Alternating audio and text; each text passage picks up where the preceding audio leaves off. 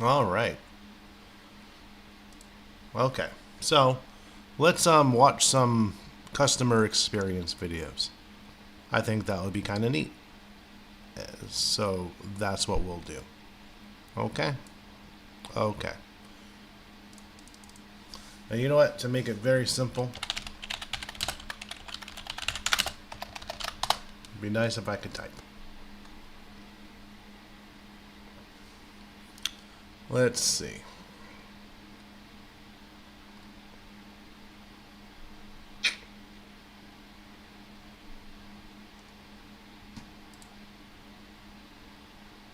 Imagine making $453,000 in a single month as an affiliate marketer with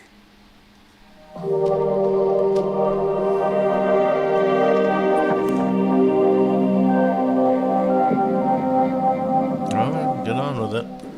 The best companies out there, easy to do business with companies, have liberated their front line to think one step ahead for their customers. Some of them have done this with data science. Others have done this just through gut instinct.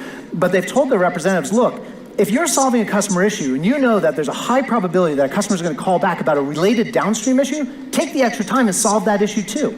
Okay, we call this forward resolution. Let me share with you a quick story, a personal story about how this happened with me. Does everyone know what this is?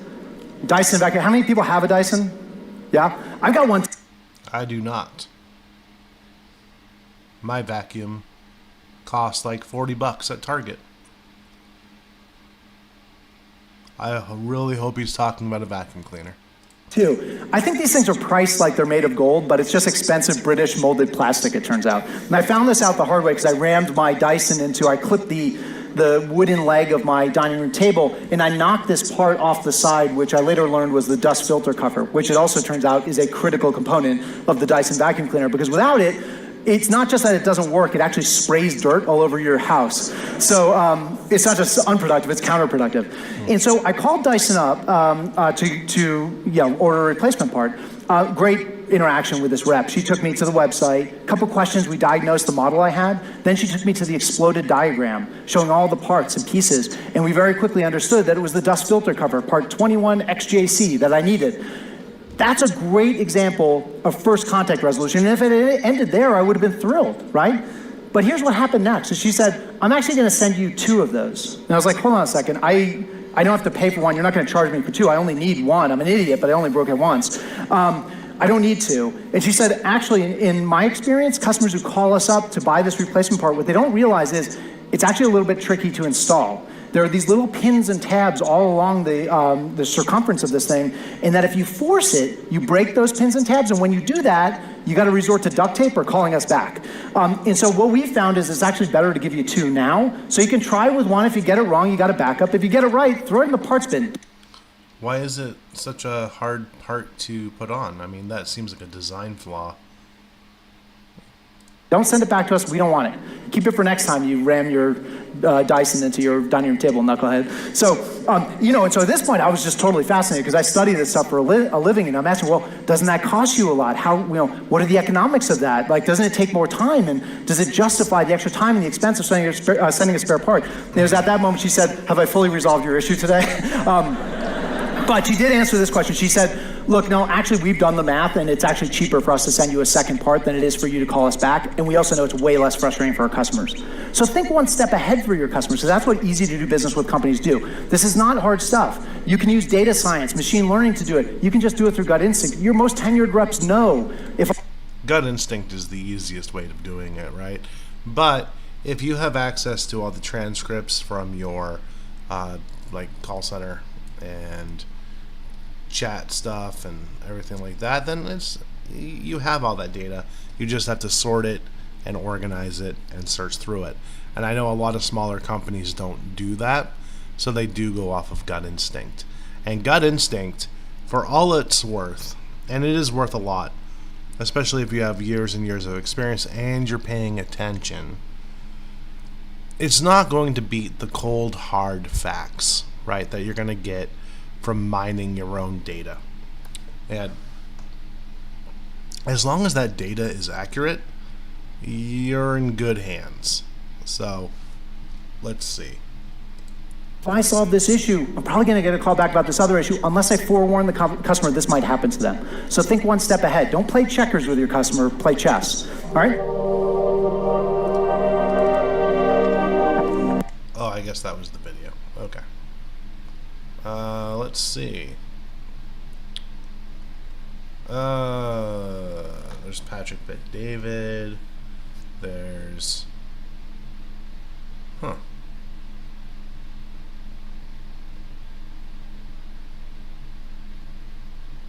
Okay.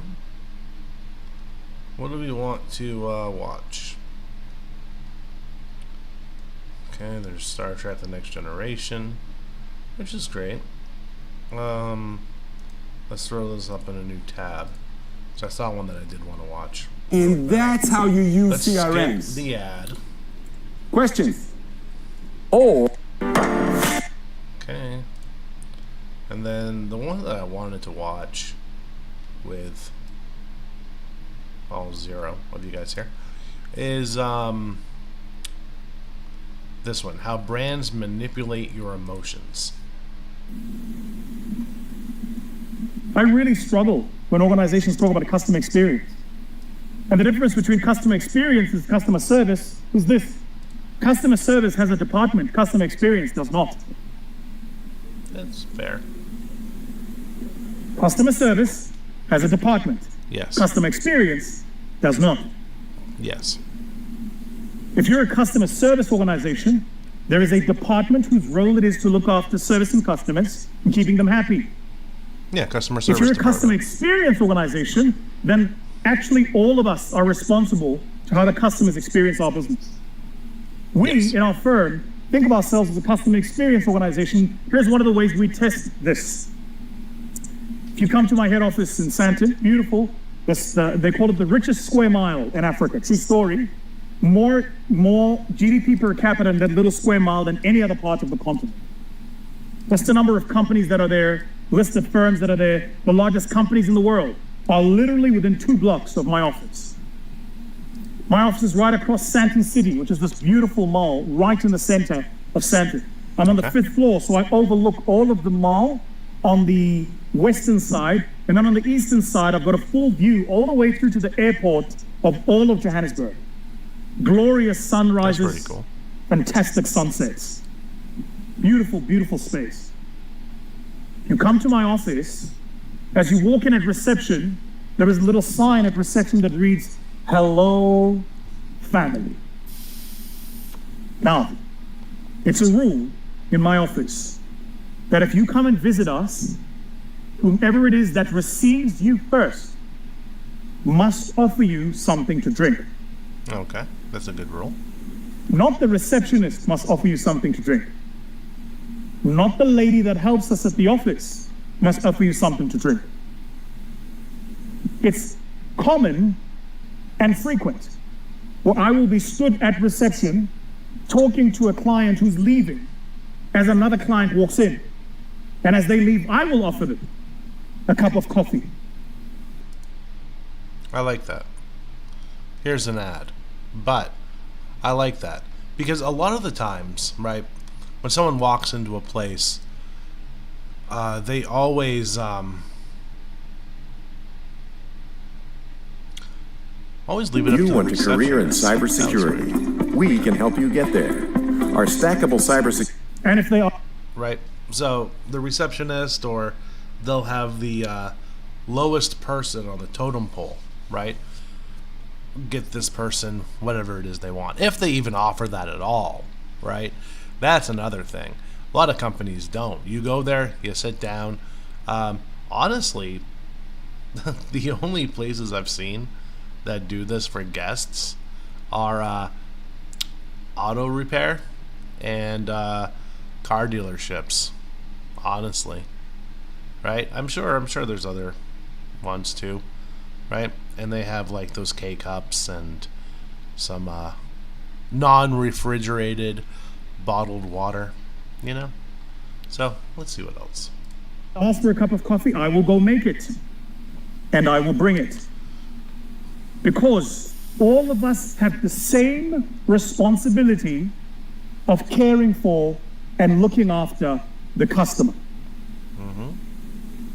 So finance can never say, that's not my job.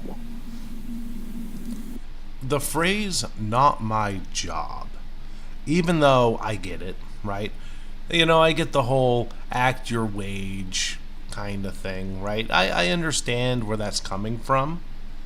I don't like it when it comes to customers, right? If, let's say, your job is to take inbound calls at a call center, right? Let's just say. And then somebody comes up to you and they ask you to pull, analyze, break down, and summarize a 60 data point spreadsheet report, right? You have every right to say that's not my job. That's a lot of hard work, and if you're not trained in it, and if you've never learned how to do that, that's not on you. That's not on you at all. That's on them for not showing you how to do that. But when it comes to customers, it is your job, no matter what. Now, I'm not saying that if a customer is screaming at you, that you have to take that. Nobody gets paid enough to deal with that. If they are personally attacking you, if they are using racial slurs, if they are berating you or harassing you, every single right to not help that customer. And that customer should be banned from using the company. I don't care what the lifetime value of that customer is. They have no right in the world to talk to you like that. Anyway, let's go back to the video.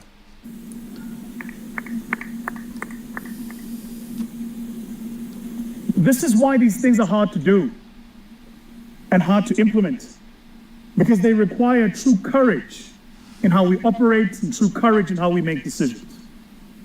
And then the final level above this is the level where the organization exists to make a particular promise. A particular promise. What does that mean? What do you stand for, Sabrina? What does your organization stand for? When people talk about your organization, what do we think about? Sabrina, next one. When people talk about your organization, what do we think about? Keep going, I'll tell you when to stop. I'm a car man. I think you guys have gotten the sense. Keep going, I'll tell you when to stop. Keep going. Great, pause here. Does anybody in the room recognize that logo? Yes? All right, if you don't recognize the logo, usually what... It would have been nice if they showed us, the viewer, the logo. But I will say, that is a nice tie. I'm not a tie guy. I wish I was. Although, I'm fat, and ties look really bad on fat people. That's not being fat-phobic or rude or anything. It's the honest truth. Ties, suits in general, do not look good on fat people. Like, if I even tuck in a shirt, I look like a Lovecraftian potato. Alright? So, and if you wear a tie with an untucked shirt, you're doing something wrong. Okay? And that's okay. That's okay. That's alright. I still love you anyway. I have never, ever seen a fat person look good wearing a tie. Okay? I'd love to be proven wrong. what happens is that But that is a nice tie. And I still wish they had showed us whatever they're talking about instead of old Italian fantasy movie angle here, like Steve Reeves or something. Is that his name? Is that who played Hercules? I don't remember. the color of the car tells you what car it is. Yeah, it's literally called Ferrari red. Okay. If I you guess it don't was a recognize the Ferrari logo, logo. that's okay. We are all growing. Yep. Where we all have a place. There we go. Oh, look at this setup. That's nicer than my living room. Now, I have a theory. In the Bible, there is a part where our Lord and Savior says, "Occupy till I come." I think the instruction there from our Lord and Savior was go make money.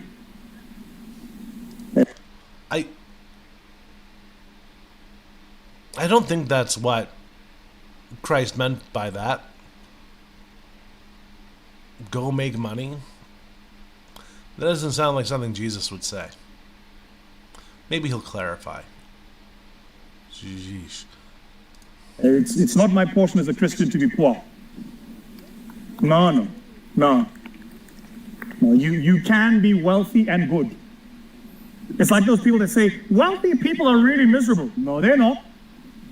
No, I have them as friends. They are not miserable. They are very happy. And wealthy people are always sick. No, they're in pretty good health. Their kids are very well balanced. They go to good schools. Because often what we do to cop out of the fact that we've not worked for the accumulation of wealth or not taken opportunities that have come up is we make those that have done it people who sacrifice their souls. There are a lot of people who have the kind of wealth we aspire for who've kept their souls. Money is not evil. Well, let me say it a different way. I do this when I talk to Christian brothers and sisters who run businesses. I say the following: you will never achieve something you demonize.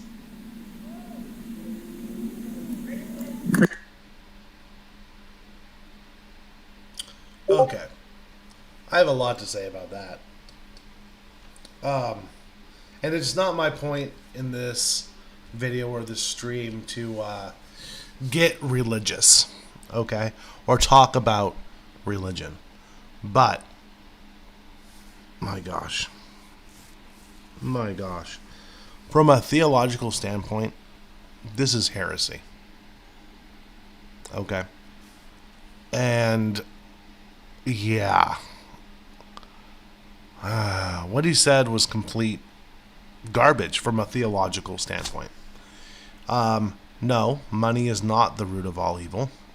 The love of money is. And there is nothing wrong with being wealthy or aspiring to become wealthy.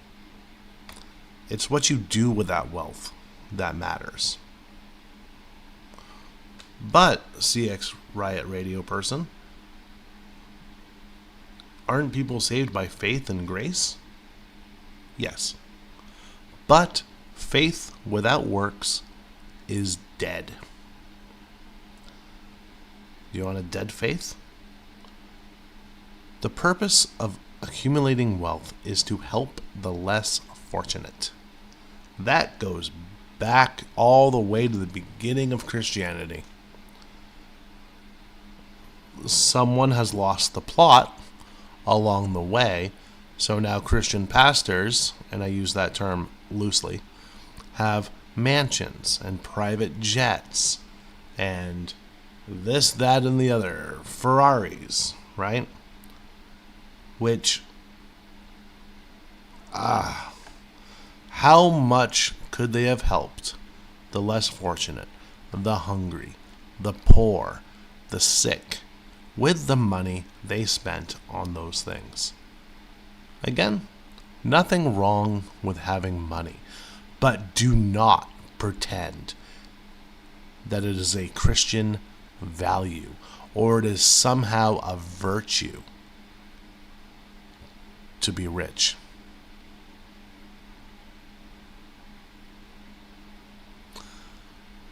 Let's continue with the video. Maybe he'll say something of value. Preachers, right? Yeah. If you demonize wealth, you won't achieve it. If you demonize money, you won't get it. You demonize happiness, you won't get that too. You cannot achieve something you demonize. This is new age, woo-woo, wacky stuff, right? If you put it out in the universe, it'll come back to you. The universe will provide. That is not the way it works. The reason that things like vision boards work is because you usually hang them in a very prominent place. And you look at it day after day after day, which motivates you to accomplish your goals. It's not the universe giving back. It's you doing the work. And don't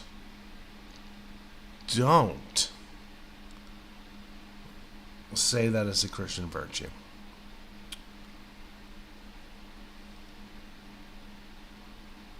It's really sad that so far we're halfway through the video and we haven't gotten into how brands manipulate our emotions, have we? So let's keep watching. Maybe we'll get to a point too that's not a complete heresy. So, let's talk a bit about brand promise and then I'll wrap. The brand on screen is familiar, I imagine, to all of you. What is interesting is it's familiar to all of you, and all of you can understand a few things about the Ferrari brand. I'll show you Ferrari, you think motorsports, you think fast, you think Italian, you think thoroughbred. Whose role is it at Ferrari to make sure that all of those things take place? Everybody's role. Everybody's role.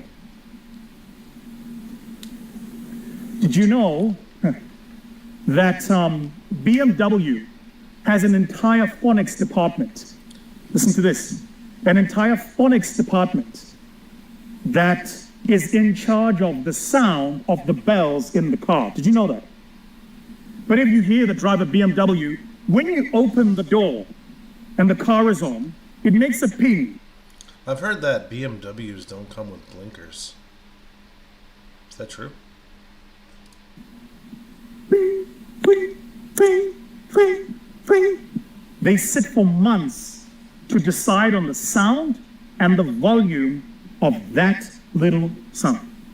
When you leave here next to your steering wheel, there's a little stick. It's called an indicator. Try it. Change your life, I swear. And if you flick it down, it'll indicate a little green signal, and it's got a flicking sound. They sit for months to decide on the sound and the volume of that flicking sound. Months. For those of you here whose cars have park assist, as you near an object, the car's going to tell you. Got a little bing, bing, bing, bing, bing, bing, bing. Gets progressively louder, and even the tone of the sound changes. Months they sit just to decide on that sound. Because they recognize that the experience of the product is not just how it drives, it's all of these components together. Does that make sense? In an experience business, therefore, how much time are you obsessing over the details? How much time are you obsessing over the details?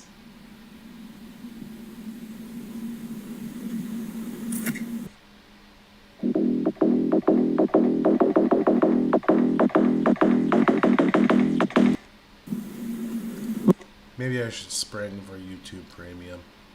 Nah, that's crazy talk. Ladies, this is the last motor example, I promise. Ferrari has an entire department that focuses on the sound of the exhausts. See, Ferraris are well known. Myself, I've had the privilege of owning several, particularly V12s, but Ferraris are more well known for their V8s. And depending on which one you get, the 458, for instance, the Italia is a naturally aspirated engine. And between 6,000 and 8,000 revs, that thing will sing sweeter than St. Peter up in heaven. Now, Ferrari has a V8, Mercedes has a V8, Jaguar has a V8, BMW has a V8, yet they all sound different.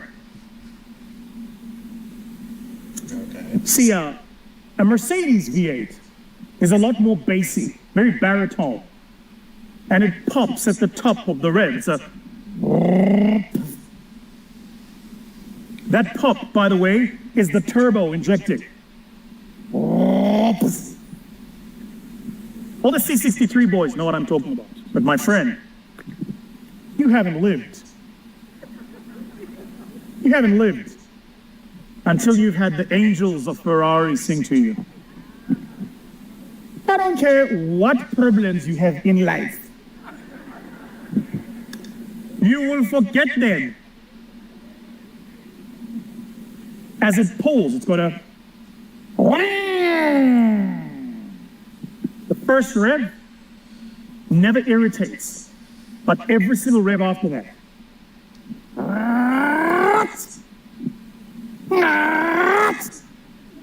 And if you go down,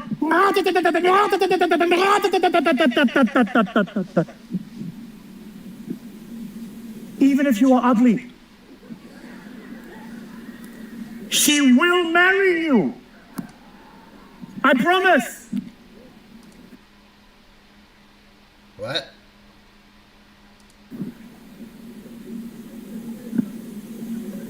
Yet all of these are manufactured experiences. So you're going to hear me and hear me now. Customer experience is not magic. It's process. It's people. Yep. And it's something you can manufacture. But you've got to desire it so. You've got to want it. You've got to be willing to be a transformed team and build for it. Yeah, that's true. And not only this, but you've got to be patient with yourself on the journey there. That's all true. You will try and you will probably get it wrong for the first time. You have a coworker that will frustrate you.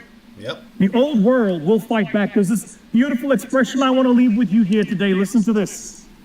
The reason change is hard to achieve is because all of us operate in an environment that has an immune system. That immune system is how things are done. And anytime you want to change things, the immune system will fight back. So, in the words of Lewis Hamilton, it doesn't have to be easy. It just has to be possible. So what's possible for you all? Thank you so much. All right. So, that guy, obviously, loves money and fancy, fast Italian cars. Obviously. At the end there, he did have a good point about customer experience. It has to be manufactured. It has to be built. There needs to be processes. There needs to be a formula. You need to know what the end result of your customer's experience is going to look like. And then you can work backwards from there. It is not easy. Because what kind of brand do you want to be? I don't know what that had to do with manipulating emotions, other than, I don't know, maybe you're overcompensating for something and you need a loud revving sound. I don't know. It's okay. So, let's see. But you do need a process. You do need some stuff like that, right? So let's watch this. Customer service versus customer experience, the real difference. And this will be the last video of this stream. And let's go.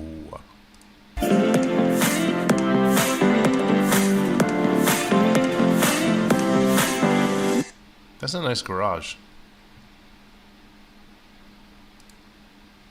I like that. You can play chess in there, right? Or checkers, But you can play chess in there. That's pretty cool. All right, and look, shirt untucked. This is the style, guys. This is the style, lads.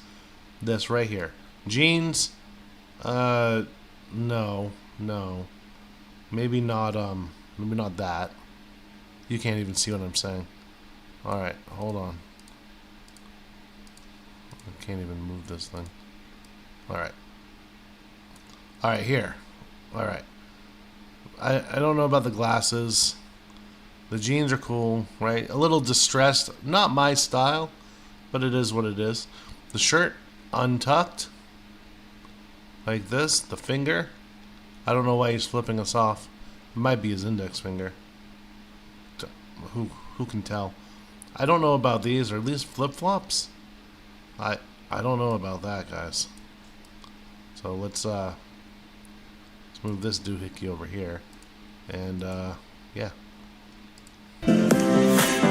What is the difference between customer service and customer experience? Let me...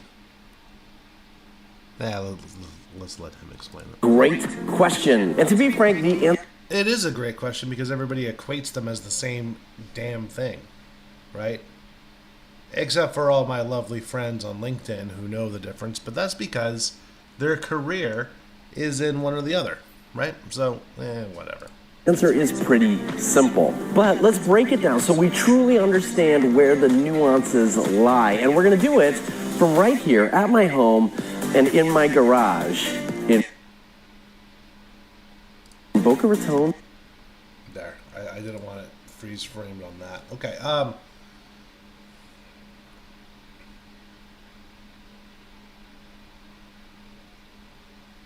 missed what he said. My home and in my garage. From right here at my home and in my garage in Boca Raton, Florida, on this week's episode of The Loyalty Loop. He has nice teeth, by the way. That's nice teeth.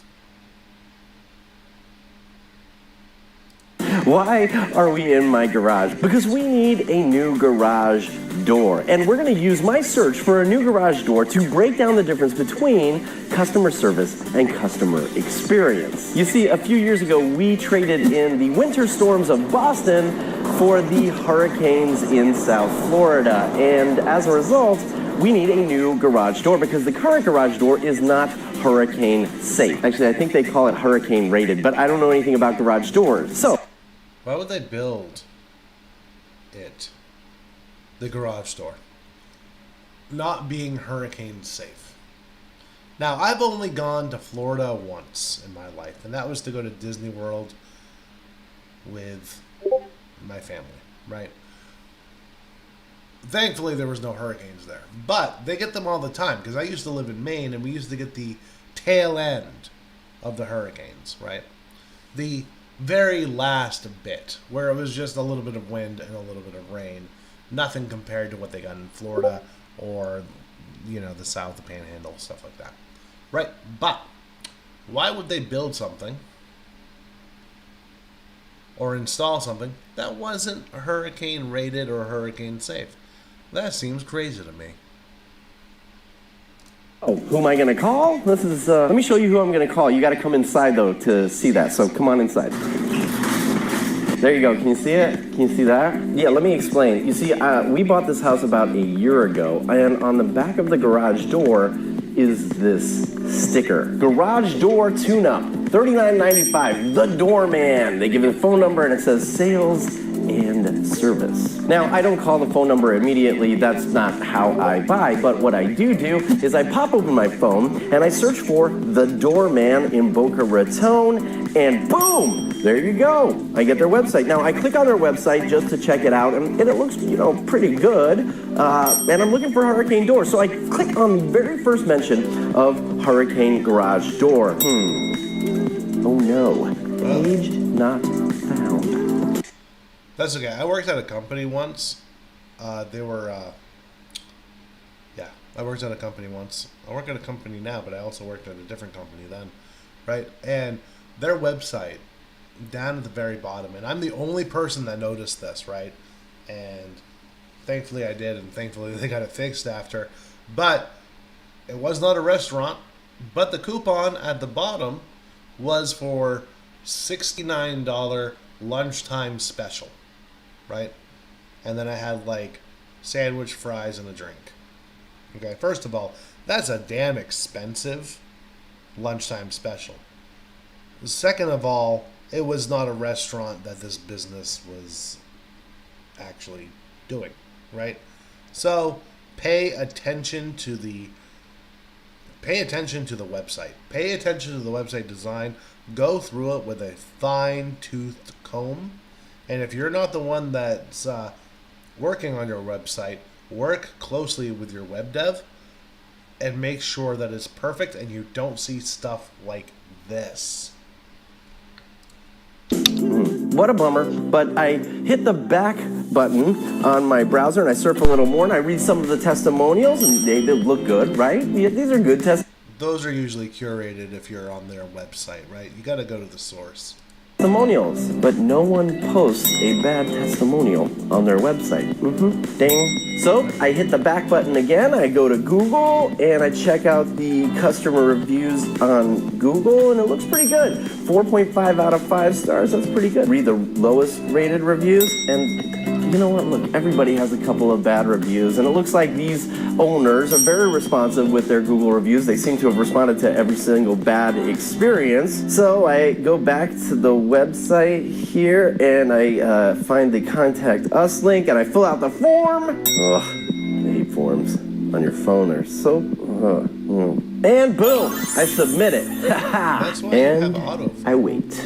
Now, everything you have witnessed so far is part of the customer experience. You see, an experience is an event or occurrence that leaves an impression or not. So, those little emojis that are popping up as I go through my consumer journey, those little micro moments are the impressions I get from the customer experience. So, It's like the peak end roll there, like in real time. So, which, yeah. to be clear, the customer experience is a series of events or occurrences that leave an impression on someone or not. Now, I just submitted that form. So I go to my email and I check for like a confirmation or something, and nothing. No. You see, I'm even wondering if I submitted the form correctly. There's no confirmation. You see what I mean about the impression I'm getting? All right, now let's fast forward just a couple of hours, okay? Yes, I got an email from these guys. Let me read it for you. Hello!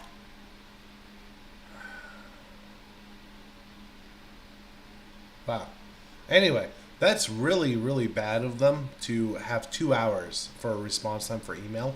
Emails, especially leads like this, should be answered within a couple of minutes at most. Okay? Unless it's after hours. And this obviously wasn't. 2 hours is frickin' crazy. That's bad customer service. That is bad for the business. And honestly, most people would reach out to a few other companies as well. So it's kind of a race, right? Just throwing some reality out there. All right, let's see what he's yelling about. Oh! Give me the size, either a 16 by 7 or a 9 by 7. I can price insulated or not insulated. If price is good for you, we can come out. Thanks, Keith, the doorman. See, that's the impression I get because it's... That is so unprofessional that it hurts. Why is it in all caps? Why? At least he's got his domain there, and it's not thedoorman@gmail.com or something. No shame if you're a really small company and you need to do that until you can get enough money to get your own domain. I get that, right? It's not expensive, but I get it, okay? But this right here, all of this in caps lock, right? Either his keyboard is broken or he's stupid, okay? No offense to the doorman or Keith, at the doorman, right? Should he have blocked that phone number there? I don't think. It's legitimately written in all caps. He is yelling at me. The doorman is screaming at me. Yeah. Sad face. You see, this isn't the kind of response I was expecting. Keith assumes I know what insulated and non-insulated are. I mean, I have no idea even what he's talking about in this email. This is using jargon, which is also a big no-no. You don't want to use jargon with customers unless that customer happens to mention, hey, I'm an expert in your industry and I just need some information because I need to hire you to do this job that I can't do. Stuff like that, right? But never use jargon when it comes to your customers. Use plain English, language that people can understand, and by plain English, I mean plain language, right? I speak English. The majority of our customers speak English. Use plain English or plain Spanish, plain Mandarin, whatever language you happen to be speaking with your customers. I didn't have to explain that, did I? But this email is part of your customer service. You see, customer service is interpersonal advice or assistance given to someone during and after the sale of a product or a service. Make sense? And now I have to apologize because I forgot to shoot some video when the doorman actually did come to my house to talk to me and give me an estimate. So Bro got nervous when the guy showed up. we're gonna use some file footage. The guy who showed up, his name was Jim. He was really nice. He is the doorman, or one of the doormen. He gave me this catalog, gave me a business card in case I wanted to contact him, and he started to fill out an estimate. And as soon as he left, I felt pretty happy, actually. Now that visit from Jim fits perfectly into our definition of customer service. The key here is the word interpersonal. It's one-on-one communication. Now here's where I want to explain the nuanced difference. You see, Jim does send me an email a few hours after he meets with me at my house. And that is part of the customer experience. But Yep. the contents of that email and even the 2 quotes he attaches, those are part of his customer service. You see, customer service is part of an entire customer experience, but it is not the same thing as a customer experience. It's so weird, maybe not weird, because a lot of people aren't into customer experience as a hobby or even as an interest. Maybe I'm just weird when it is one of mine, but a lot of people don't know the difference and they use the terms interchangeably, and that's wrong. Customer service, like the guy just said, and honestly, if you're watching this, you either know me personally or you actually are in the customer experience sphere, so you already know this. But customer service is part of the customer experience. The customer experience is the entire journey of the customer, period. Saved you 7 minutes there. All right. Now, before I tell you what I'm going to do with my garage door, here's a suggestion for you. Take a few minutes to think about your customer or client or prospect's customer experience. In fact, get in their shoes and walk through the steps they take and the interactions they have with your 100%. 100%. If you don't test it, if you don't beta test your own system, alpha test your own system, and you let your customers do that, what are you doing? Crazy. brand. Now attach an emoji to each of those experiences. What is the impression your audience, your customers, your clients, and your prospects are getting from each of those touch points? Basically, at the end of the day, do you see more smiley faces than frowny faces, or thinking faces, or confused faces, or angry faces? What does your customer experience say about you, your company, and even the service you deliver? And let me ask you this, how does this video make you feel? Just drop an emoji below so I know where this video fits in your customer experience with me and my brand. I sure hope it's a happy face. see you next week on another very, very special episode of The Loyalty Loop from Boston, Massachusetts. In the meantime, I think I'm going to go and search for a couple of more garage door vendors because overall, my customer experience with these guys hasn't been great. It's leaving me frowny-faced or confused or something. So, No. have a great day, and I'll see you next time in my Loyalty Loop.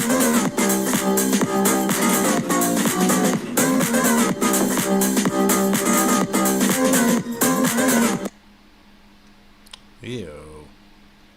Alright, so anyway, that was a good video. I'm going to subscribe to them. And let's leave an emoji here. And we'll go to faces. And we'll give them a cool face. We'll give them 2 cool faces because I accidentally pressed it twice. Comment. There we go. There we go. Yeah, that was from 5 years ago, but you know what? For a CX person, for a or whatever he does, I don't know what he does. There's a lot of subscribers for that niche. All right, let's see what he does. Okay.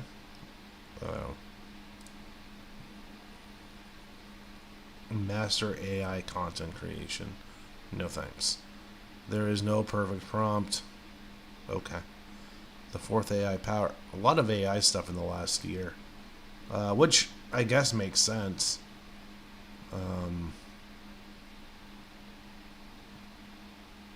Okay.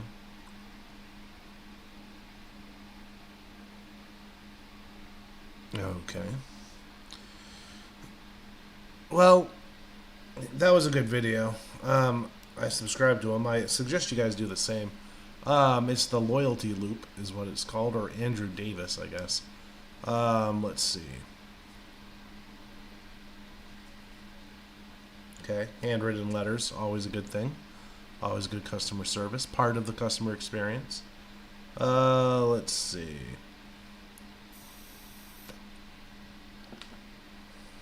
A vodka case study. Oh. Alright, so 2 fairly good videos and then one that just went off the rails with some heresy there. So, it is what it is. Okay. Alright. And, yeah, my algorithm on YouTube is pretty strange, I guess. Maybe not. Like, there's no rhyme or reason. So, it is what it is. Alright, so that was the stream. I hope you enjoyed it. And all this stuff. Maybe next time we can get some viewers. Alright. Love you long time.